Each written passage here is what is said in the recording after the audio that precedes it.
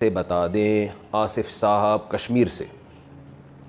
जनाब आसिफ साहब, क़ुरबानी के निसाब में 5 चीज़ें देखी जाएंगी। 5 ये खूब अच्छी तरह दिमाग में बिठा लें।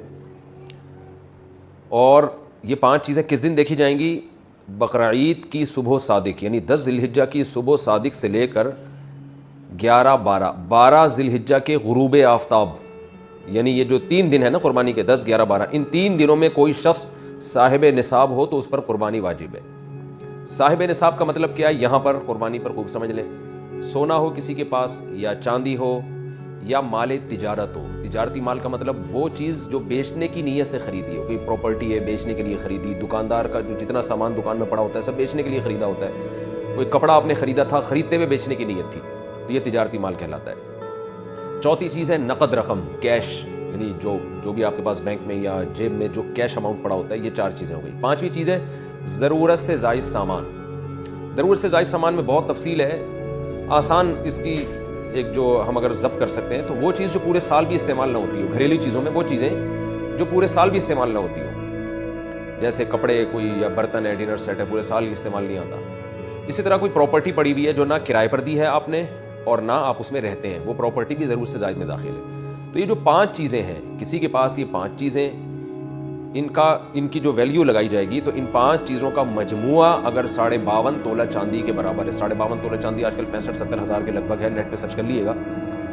तो किसी के पास ये 5 चीज़ें, या 5 में से 4 चीज़ें, या 4 में से 3 चीज़ें, या 3 में से 2 चीज़ें, या कोई एक चीज़ 52.5 तोला चांदी के बराबर है, और ये बकरीद की सुबह सादिक से लेकर ज़िलहिज्जा की 12 तारीख़ की गुरूब आफ्ताब से पहले तक रहती है उसके पास, तो ऐसे शख्स पर, यानी बकरीद की सुबह सादिक के वक्त उसके पास ये निसाब मौजूद था और ये 13 तारीख़ की ज़िलहिज्जा तक उसके पास ये निसाब मौजूद रहता है, तो वो साहिब निसाब कहलाएगा।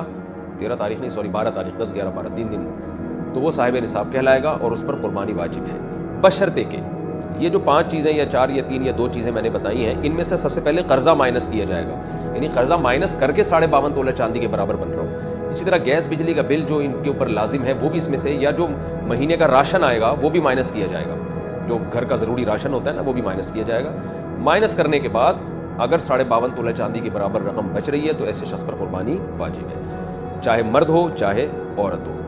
तो औरत कैसे क़ुरबानी करेगी? सोना ख़वातीन के पास बहुत होता है, चांदी होती है। चांदी नहीं भी हो तो सोने के निसाब जो है उसके साथ अगर 1 रुपया भी है तो वो भी 52.5 तोला चांदी की कीमत देखी जाएगी उसमें। तो औरत कैसे क़ुरबानी करेगी? उसके पास तो कैश नहीं होते आमतौर पे, तो पूरे साल जमा करे, थोड़े थोड़े अपनी जेब खर्ची से बचाया करे, या सोना को बेच कर करे। अलबत्ता किसी के पास सिर्फ सोना ही है और यानी बाकी 4 चीज़ों में से कुछ भी नहीं, 1 रुपया भी नहीं है, तो फिर 7.5 तोला सोना जब तक नहीं होगा क़ुरबानी वाजिब नहीं होगी। यानी सोने के साथ अगर चांदी है या पैसे हैं या तिजारती माल या ज़रूरत से ज़्यादा सामान है, फिर सोने की वैल्यू देखी जाएगी, सोने को नहीं देखा जाएगा। लेकिन अगर सिर्फ सोना ही है तो फिर 7.5 तोले सोने से कम पे ना ज़कात होती है ना क़ुरबानी होती है। तो ये है, तफसील से आपको बता दिया।